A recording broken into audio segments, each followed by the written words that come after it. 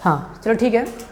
तो आज का जो क्लास होने वाला है वो होने वाला है प्रोनाउन नंबर 9वां, जिसका नाम है इंडेफिनिट प्रोनाउन। ठीक है, मैंने तुम्हें 8 प्रोनाउन तक इसके पहले पढ़ा दिया है और आज जो हम लोग पढ़ने वाले हैं इंडेफिनिट प्रोनाउन पढ़ने वाले हैं। ठीक है, देखो अगर ये पूरा क्लास तुम अच्छे से देखते हो, ये नहीं कि मतलब थोड़ा सा देखे फिर वीडियो बंद कर दिया, ऐसा नहीं। अगर पूरा क्लास कम्प्लीटली देखते हो तो कभी भी जीवन में इंडेफिनिट प्रोनाउन से प्रॉब्लम नहीं होगा। और इंडेफिनिट प्रोनाउन हम लोग बहुत ज़्यादा प्रयोग करते हैं, चाहे लिखने में हो चाहे बोलने में हो। ठीक है, इसका प्रयोग हम लोग बहुत ज़्यादा करते ही करते हैं।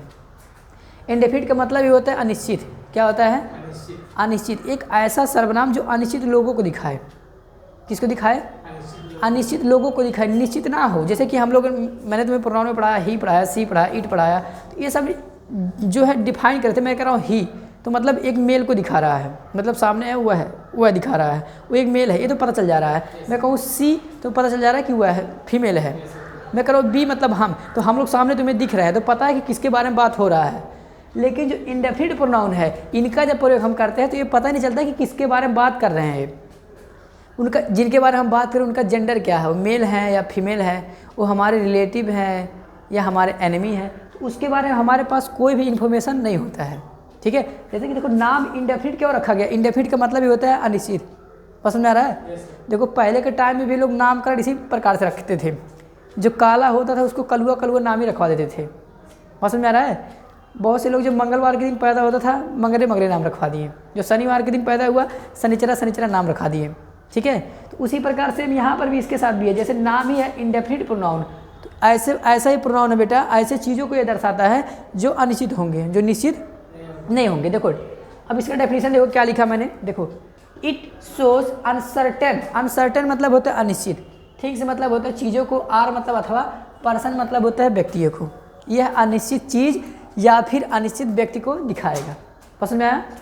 जो इंडेफिनिट प्रोनाउन है किसको दिखाएगा? या तो अनिश्चित चीज़ों को दिखाएगा या तो अनिश्चित व्यक्तियों को दिखाएगा। अब चीज़ में तुम्हारे सामान भी आ जाएगा, जानवर भी आ जाएंगे, और पर्सन मतलब तो व्यक्ति होते हैं। ठीक है, अब देखो तो वर्ड लाइक, अब देखते हो वर्ड लाइक कितने प्रकार से होते हैं। देखो मैंने ऑलरेडी यहाँ पे लिख के रखा है तुम्हारे लिए। अब देखो यहाँ पे, देखो जो इंडेफिनिट प्रोनाउन होते हैं इनका 3 कैटेगरी का होते हैं बेटा। ठीक है, एक ऐसे होते हैं जो हमेशा सिंगुलर ही काम करेंगे। कैसे? सिंगुलर, एक वचन के रूप में काम करेंगे। ठीक है, और कुछ प्रोनाउन ऐसे होते हैं कि जो सिंगुलर भी काम कर सकते हैं, प्लूरल भी काम कर सकते हैं। और कुछ प्रोनाउन ऐसे हैं जो हमेशा प्लूरल ही होंगे। तो कौन से कब सिंगुलर होंगे, कौन सा प्लूरल होगा, ये जरा देख लो यहाँ पे। देखो तो जो सिंगुलर प्रोनाउन होगा, जो हमेशा सिंगुलर होगा, मैंने उसके लिए देखो एक छोटा सा ट्रिक बनाया। देखो एक तरफ ऐसे लिखना है, सम लिखना है, एनी लिखना है, एवरी लिखना है, नो लिखना है।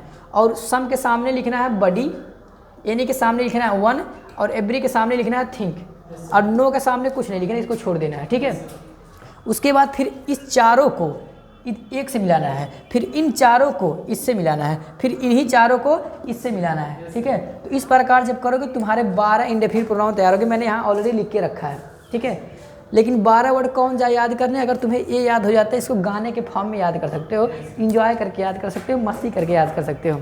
देखो जैसे कैसे मिलाओ जरा। Somebody, anybody, everybody, nobody, someone, anyone, everyone, no one, something, anything, everything, nothing. इसको नोथिंग नहीं, नथिंग बोलेंगे। बात समझ में आया? तो इस प्रकार से अगर तुम इसको गाने के फॉर्म में याद कर सकते हो, जैसे छोटा बच्चा होता है, दू एकम दुई, दुई दूनी चार, वो टून के हिसाब से याद करता था। ठीक है बच्चा, तो ऐसे तुम लोग भी याद कर सकते हो। इसे somebody, anybody, everybody, nobody, someone, anyone, everyone, no one, something, anything, everything, nothing. No, फिर कहता नोथिंग बोला, नोथिंग नहीं, नथिंग। इस प्रकार से याद कर सकते हो। देखो तो जब इसको मिलाने के बाद इसको इन चारों को इससे मिलाओगे, देखो क्या बनेगा? समबडी, एनीबडी, एवरीबडी, नोबडी बनेगा। इन चारों को मिलाओगे बेटा। फिर जब इन्हीं चारों को वन से मिलाओगे तो क्या बनेगा? Someone, anyone, everyone, no one. इन चारों को जब थिंग से मिलाओगे तो क्या बनेगा? देखो समथिंग, एनीथिंग, एवरीथिंग, नथिंग बनेगा।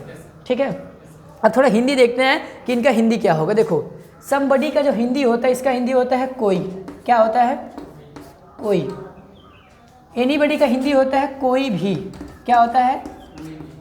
कोई भी। एवरीबडी का हिंदी होता है सभी। क्या होता है? सभी। और नोबडी का हिंदी होता है कोई नहीं। क्या होता है? कोई नहीं या कोई भी नहीं। कोई नहीं या कोई भी नहीं, ये होता है इसका हिंदी। ठीक है, हाँ, समवन का हिंदी क्या होगा, एनीवन का क्या होगा, इसका क्या होगा, इसका क्या होगा। तो जैसा इन चारों का हिंदी होता है सेम इन चारों का हिंदी होता है। हिंदी में बेटा इनमें और इनमें कोई डिफरेंट नहीं है। देखो समबडी का मतलब होता है कोई, समवन का भी मतलब होता है कोई, एनीबडी का मतलब होता है कोई भी, एनीवन का मतलब भी होता है कोई भी, एवरीबडी का मतलब होता है सभी, एनीवन एवरीवन का मतलब भी होता है सभी, नोबडी का मतलब होता है कोई भी नहीं, नो वन का भी मतलब होता है कोई भी नहीं। देखो लेकिन नो वन को थोड़ा दूर दूर लिखते हैं, ठीक है। अब देखो तो फिर जब सर दोनों का हिंदी सेम है तो फिर आखिर शब्द क्यों बना दिए गए, एक कन्फ्यूजन मन में आ सकता है, ठीक है। तो देखो मैं अब इसको मिटा रहा हूँ, थोड़ा सा जो फार्मूला है इसको तुम अच्छे से लिख सकते हो एक जगह पे कहीं, ठीक है। मैं अब इस फार्मूले को ऐसे लिख के तुम याद कर सकते हो। ऐसे देखो पहले इन चारों को एक से मिलाना है, फिर इन्हीं चारों को इससे मिलाना है, फिर इन्हीं चारों को इससे मिलाना है। तो ऐसे मिलाओगे तो 12 तुम्हारे तैयार हो जाएंगे, ठीक है। अब मैं इन चारों को मिला रहा हूँ और इनके बीच में जो अंतर है वो मैं तुम्हें समझा रहा हूँ, ठीक है। हाँ देखो, अच्छा अभी थोड़ा सा देख लो, ये जो प्रोनाउन हमेशा बेटा सिंगुलर प्रयोग किए जाएंगे और सिंगुलर प्रोनाउन जो प्रयोग होंगे यहाँ पर देख लो, वन भी सिंगुलर प्रयोग होगा, अदर प्रोनाउन जो है इसका भी मतलब होगा, ये भी सिंगुलर प्रयोग होगा, इसका मतलब होता है दूसरे या अन्य, ईच मतलब प्रत्येक इस सिंगुलर में होगा, लिटिल मतलब कम होता है, ये भी सिंगुलर प्रयोग होगा, नीदर मतलब होता है दो में से कोई नहीं, ये भी सिंगुलर होगा, आइदर मतलब होता है दो में से एक, दो में से कोई एक, ये भी सिंगुलर प्रयोग होगा, ठीक है। ईटीसी और भी शब्द इसमें होते हैं। तो मैं अब इसको मिटा रहा हूँ, ठीक है। ये जो सिंगुलर होते हैं इनको मैं क्या कर रहा हूँ, रब कर रहा हूँ। हाँ देखो अब डिफरेंट क्या है थोड़ा सा ये देख लो, जो बडी वाला होता है बेटा, जो बडी होता है, बडी का मतलब होता है अपने ग्रुप के लिए, किसके लिए, अपने समूह के लिए कह सकते हैं या ग्रुप के लिए कह सकते हैं। अब अपना ग्रुप क्या होता है, इसका मतलब होता है out of group, out of group. अब अपना ग्रुप आउट ऑफ ग्रुप क्या होता है ये देखो ज़रा, ठीक है। मैं थोड़ा सा और मुझे थोड़ा सा जगह चाहिए, हाँ मैं यहाँ दिखा रहा हूँ तुम्हें, यहाँ पे देखो, देखो मैं कह रहा हूँ एक बात मैं कर रहा हूँ, मैं कह रहा हूँ बेटा कोई मेरी बात सुन रहा है, कोई मेरी बात क्या कर रहा है, सुन रहा है। देखो हिंदी देखो क्या है, कोई मेरी बात को सुन रहा है, हिंदी देखो कोई मेरी बात को सुन रहा है, ठीक है। जैसे मैं यहाँ सोच रहा हूँ ऐसे में बात कर रहा हूँ कि कोई मेरी बात सुन न ले, तो फिर मुझे अचानक लगा कि कोई मेरी बात क्या कर रहा है, सुन रहा है। तो देखो अभी कोई के लिए देखो क्या इंग्लिश होता है, सम बडी भी होता है बेटा, समवन भी होता है। अब इस कोई के लिए मैं लिखूँ किसको, समबडी लिखूँ या मैं समवन लिखूँ। तो जब तुम्हें स्पीकिंग करना हो तो स्पीकिंग में तुम कुछ भी प्रयोग कर दोगे, नो प्रॉब्लम, ठीक है। बिकॉज स्पीकिंग में क्या होता है, सिर्फ तुम्हें अपना थॉट दूसरे तक पहुंचाना होता है, ठीक है, तो सामने वाला समझ जाता है। लेकिन राइटिंग करते टाइम, इंग्लिश लिखते टाइम आपको ग्रामेटिकली सही लिखना होता है, ठीक है, नहीं तो नंबर कट जाते हैं। देखो तो देखो जो बडी मतलब होता है जब तुम ऐसा उम्मीद कर रहे हो कि यह जो कोई शब्द है, कोई जिसको तुम जानते हो उन्हीं में से कोई एक है, बस समझना। जैसे तुम घर पे हो, ठीक है, घर में तुम्हारे 10 लोग हैं, कितने लोग हैं, 10 लोग तुम्हारे घर के सदस्य हैं बेटा, ठीक है। और तुम घर वाले से छुप कर ऐसे कोने में मोबाइल से बतिया रहे थे, हेलो और क्या हो रहा है, तब तक तुम्हें लगा मेरी बात कोई सुन रहा है, और तुम ये सोच रहे हो कि मेरे घर का ही कोई सुन रहा है, बस समझ में आया।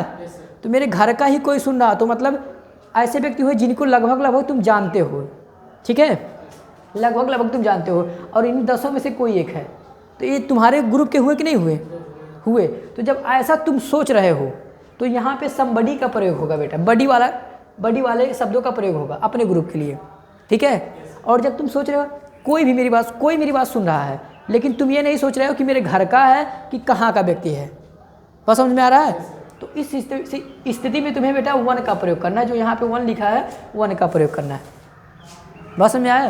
तो यहाँ तुम बोलो समबडी इज लिसनिंग मी या समवन इज लिसनिंग मी, दोनों बात यहाँ पे सही है, ठीक है। और भी मैं तुम्हें अच्छे से समझाने का प्रयास कर रहा हूँ, लेकिन फिलहाल मैं बोर्ड पूरा क्लीन कर रहा हूँ ताकि तुम्हें और अच्छे से समझ में आ जाए बात।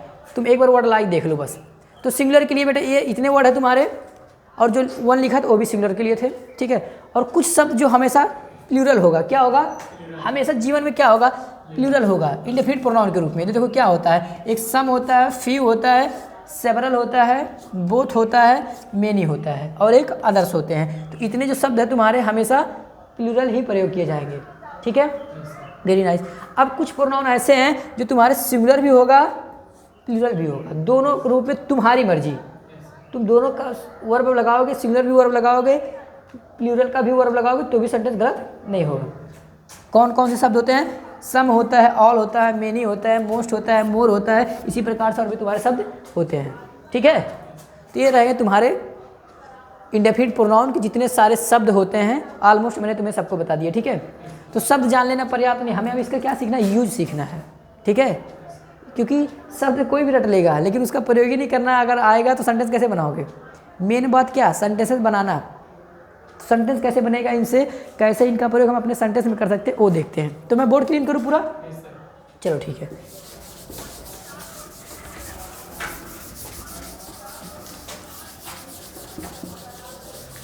हाँ, अब मैं तुम्हें बडी और वन में डिफरेंट समझाता हूँ। हिंदी तो सबका मैंने तुम्हें बताया था ऑलरेडी, लेकिन डिफरेंट रह गया छोटा सा कि बडी में क्या डिफरेंट होता है सर, और जो यहाँ पे वन लिखा था, मतलब एक तरफ बडी वाले में और वन वाले में डिफरेंट क्या होता है। तो जैसा मैंने बेटा बताया है कि देखो, जो इंडेफिनिट प्रोनाउन है ये निश्चित नहीं होता है कि कौन किसके बारे में बताया जा रहा है, ठीक है।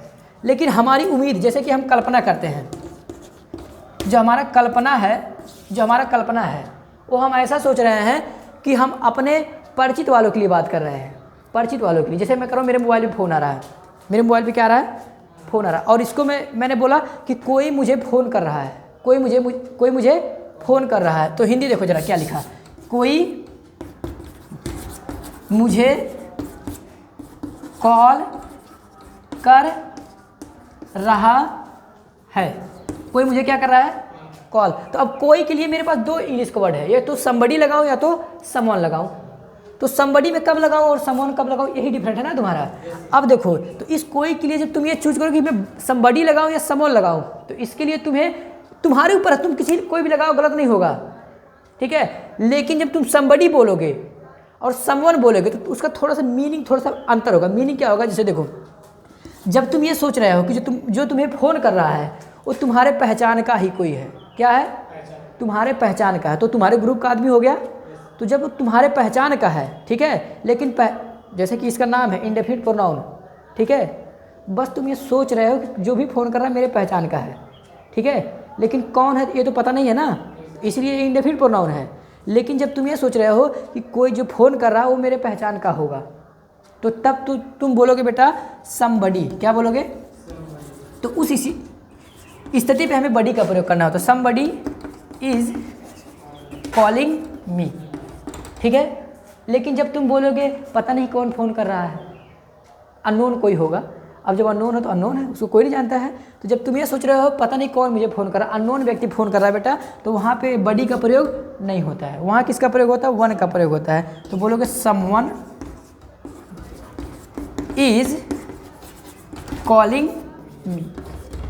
बहुत समझ में आया? और एग्जाम्पल देखो,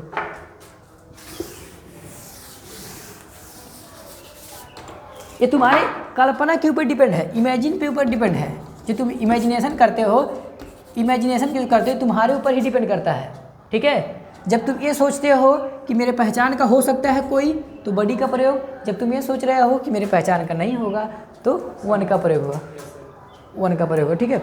मैं कह रहा हूँ कोई आ रहा है, मैंने क्या बोला? कोई आ रहा है, कोई आ रहा है, कोई आ रहा है। अब देखो यहाँ पर कोई के लिए हमारे पास कितने वर्ड? दो वर्ड, एक समबडी है, एक समवन है।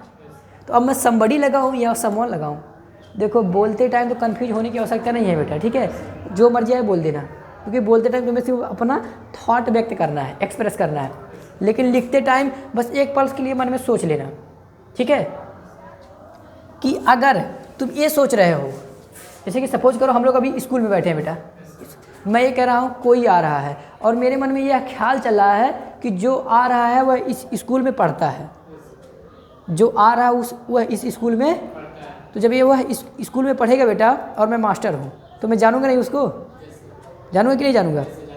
तो मैं उसको जान रहा हूँ, ठीक है। तो इस स्थिति में मैं उसके लिए मैं कोई शब्द के लिए मैं प्रयोग करूँगा, मैं बडी का प्रयोग करूँगा। तो मैं क्या बोलूँगा? somebody is coming, somebody is coming। तो जब मैंने ये सोचा कि वह मेरे परिचित का है, जो कोई आ रहा है वह मेरे परिचित का है, तो मैं बोलूँगा somebody is coming। लेकिन जब अगर मैं ये सोचता कि जो आ रहा है उसको मैं नहीं जानता हूँ, तो वहाँ पे मैं क्या प्रयोग करता बेटा, someone का प्रयोग करता। Very nice. मैं उम्मीद करता हूँ तुम समझ पा रहे हो। someone is coming, बात समझ आया। स्पीकिंग करते टाइम नो प्रॉब्लम, तुम किसी का भी प्रयोग कर सकते हो, ठीक है। तो ये रहा तुम्हारा someone का यूज़। बडी और वन में डिफरेंट, समझ पाए तुम। बडी का मतलब सिंपल समझो बेटा, जब तुम ये सोचोगे कि वो मेरे पहचान का है, जान पहचान का होगा, तो उसके लिए बडी आएगा। जो हमारे लिए बिल्कुल अजनबी है उसके लिए वन आएगा।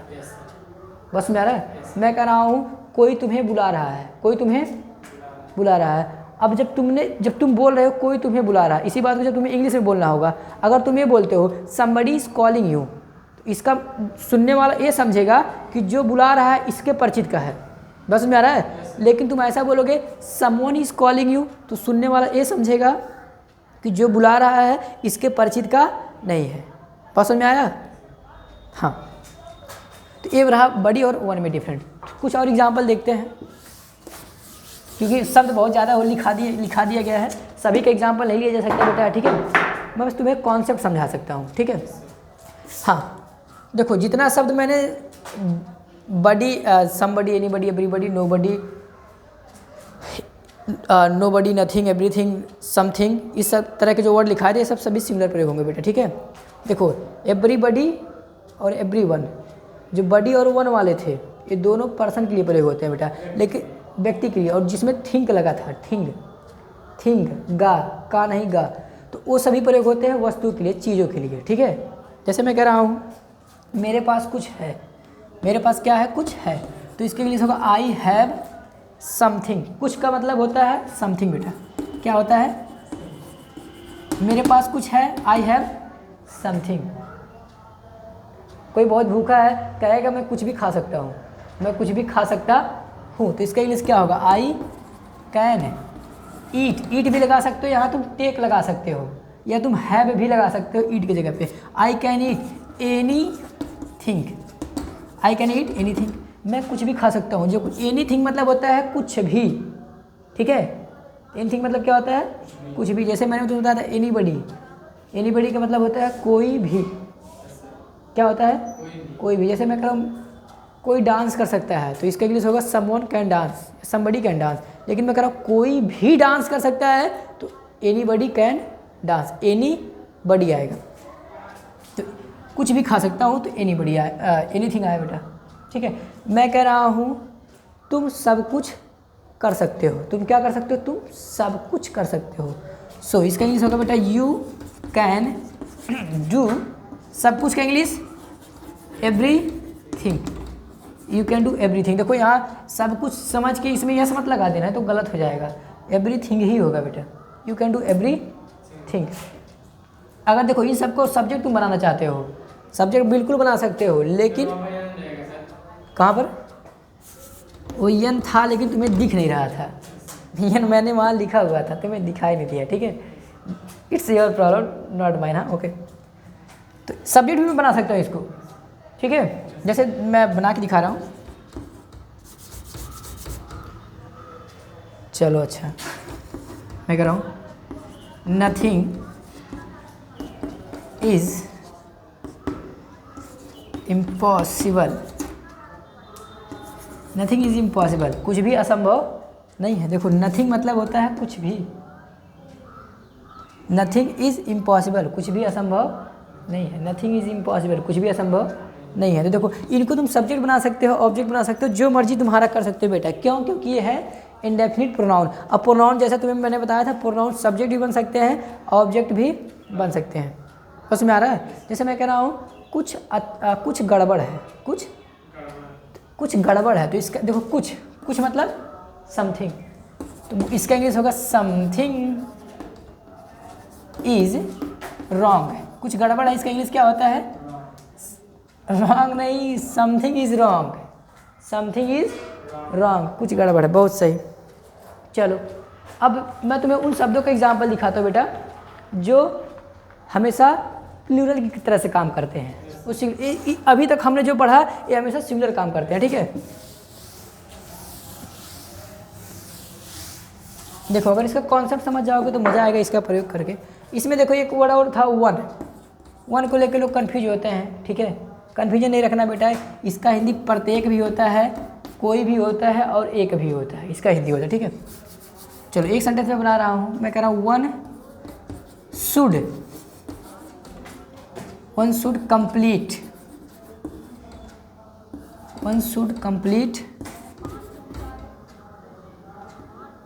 Once work. प्रत्येक को अपना काम पूरा करना चाहिए। वन मतलब होता है प्रत्येक को, शुड मतलब चाहिए, कंप्लीट मतलब पूरा, वंस मतलब अपना, वर्क मतलब काम। तो प्रत्येक को अपना काम पूरा करना चाहिए। तो यहाँ देखो, ये देखो वन के साथ सिंगुलर वर्ब आता है, ठीक है। वन के साथ क्या आएगा? सिंगुलर वर्ब आएगा, ठीक है। ऐसे ईदर था नीदर था, देखो ईदर नीदर भी पढ़ते हैं, आइदर नाइदर भी पढ़ते हैं उसको, और भी इसमें कुछ शब्द था, अदर भी था, इस प्रकार के शब्द थे, ठीक है इसमें, तो जो हमेशा सिंगुलर वर्ब लेते हैं, ठीक है। तो जो वर्ड लाई लिखाया गया था उसका देख के तुम उसके हिसाब से सेंटेंस बना सकते हो, प्रैक्टिस कर सकते हो, ठीक है।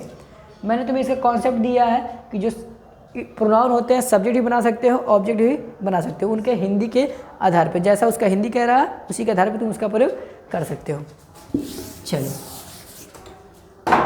कुछ आगे चलते हैं। मैंने बताया था कुछ हमेशा प्लूरल होंगे, मैंने बताया था जो हमेशा क्या होंगे, प्लूरल के रूप में ही काम करते हैं। अच्छा मैं लिख भी दे रहा हूँ, प्लूरल, ये सिंगुलर काम ही नहीं करेंगे, हमेशा कैसे काम करेंगे, प्लूरल। जैसे मैं कह रहा हूँ दोनों आ रहे हैं, सो बोथ आर कमिंग, दोनों आ रहे हैं तो बोथ आर कमिंग, दोनों आ रहे हैं, इसका इंग्लिश क्या होगा, बोथ आर कमिंग। बोथ मतलब होता है दोनों, मैं कह रहा हूँ दोनों हंस रहे हैं, क्या कर रहे हैं, दोनों हंस रहे हैं, तो इंग्लिश क्या होगा, बोथ, बहुत सही, बोथ आर लाफिंग, दोनों हंस रहे हैं, बोथ आर लाफिंग। बस मेरा इसमें सेवरल भी था, मेनी भी था। चलो मैं तुम्हें दिखा रहा हूँ, मैं कह रहा हूँ सेवरल वर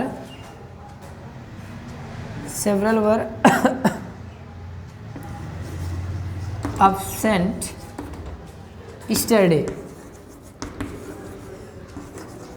कल बहुत से, सेवरल मतलब होता है ज़्यादातर या बहुत से, ठीक है बेटा।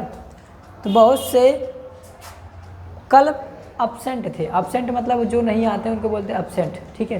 तो बहुत से कल क्या थे, absent थे, ठीक है। ये रहा सेवरल का प्रयोग, ठीक है। तो इधर जितने भी सारे शब्द लिखाए गए थे बेटा, ठीक है, उनका प्रयोग हम जो यहाँ पे लिखाया था कि जो हमेशा प्लूरल काम करते हैं। देखो उनके साथ मैंने वर्ब कैसे लगा रहा हूँ, देखो ये भी प्लूरल वर्ब है, ये भी क्या है, प्लूरल वर्ब है, पसंद है। अब कुछ और देख लो कि जो हमेशा जो सिंगुलर भी काम कर सकते हैं और प्लूरल भी काम कर सकते हैं।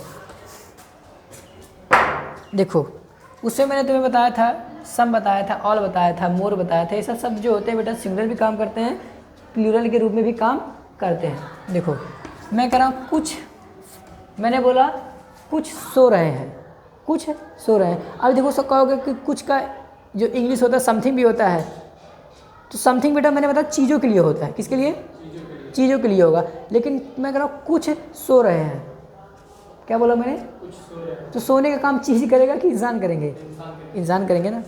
तो कुछ सो रहे हैं, तो इसके इंग्लिश होगा बेटा some are sleeping, some are sleeping. अब इसी को तुम अगर ये बोलते कि सम इज स्लीपिंग, तो भी सेंटेंस तुम्हारा सही होता है, बिल्कुल सही होता है, ठीक है। हाँ लेकिन एक बात तुम्हें मैं बता दे रहा हूँ, ये तो बुक की बात थी, रियल बात क्या है, जब तुम्हें सेंस आए, सम से जब तुम सेंस कर पाओ कि सम कुछ मतलब एक से अधिक लोगों को दिखाया जा रहा है, तो प्लूरल वर्ब लगाना। लेकिन जब सम मतलब ऐसा नाउन दिखाया जा रहा है, ऐसे चीज़ों को दिखाया जा रहा है, ऐसे चीज़ों को मैं बताना चाह रहा हूँ जो अनकाउंटेबल चीज़ हैं, ठीक है, तो वहाँ पे वर्ब सिंगुलर ही लगाना, ठीक है। जैसे मैं एक तुम्हें दिखा रहा हूँ, मैं कह रहा हूँ सम इज़ रोटन। रोटन मतलब होता है बेटा सड़ा हुआ। सम is rotten, some is rotten, कुछ सड़ा हुआ है, कुछ सड़ा हुआ है। अब देखो सड़ने का काम जो ज़्यादातर कचरा गंदगी यही सब करते हैं, ठीक है। अब जो सड़ गया है वो अनकाउंटेबल चीज़ हुआ, ठीक है। और जो सड़ा हुआ चीज़ है, जैसे कि मैं कहूँ जो पेड़ ओड़ होता है या डाली होती है, पत्ते होते हैं, पानी में गिर जाते हैं, कचरा बन जाते हैं, वो सड़ जाते हैं, ठीक है। तो उन सब चीज़ों को हम काउंट करने थोड़ी जाएंगे, पसंद पा रहे हो तुम। तो सम इज़ रोटन, कुछ सड़ा हुआ है।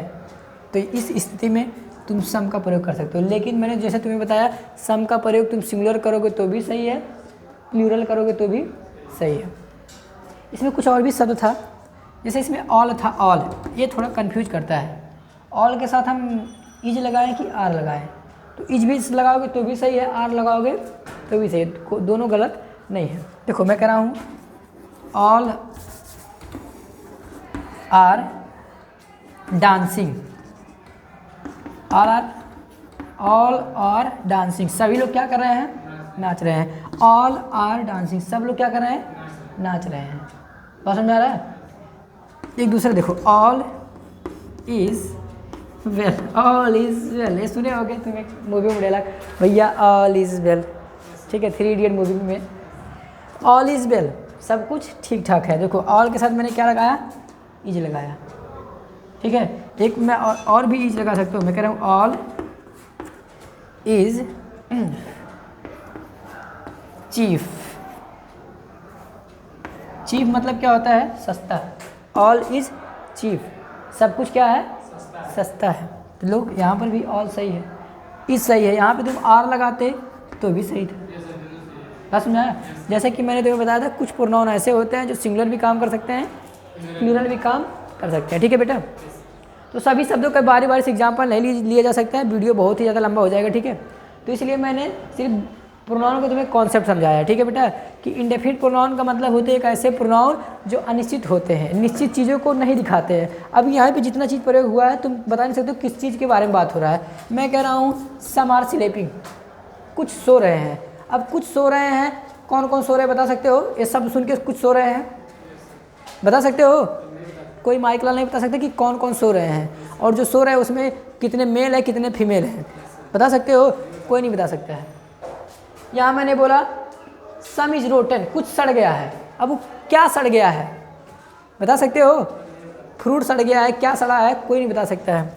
मैं कह रहा हूँ ऑल आर डांसिंग, सब लोग क्या कर रहे हैं, नाच रहे हैं। अब सब लोग नाच रहे हैं, सब लोग में कौन कौन नाच रहे हैं, कितने मेल कितने फीमेल, कौन मेल नाच रहे हैं या फीमेल नाच रहे हैं, कौन नाच रहा है, पता चल रहा है कुछ नहीं। मैंने बोला था somebody is coming, कोई आ रहा है। ये जो कोई आ रहा है ये कौन है, मेल है या फीमेल है, पता चल रहा है कुछ, यंग है या ओल्ड है, पता चल रहा है कुछ, तुम्हारा एनिमी है या रिलेटिव है, पता चल रहा है कुछ नहीं पता चल रहा बेटा, ठीक है। तो इसलिए इनको बोलते हैं इंडेफिनिट प्रोनाउन बोलते हैं, ठीक है।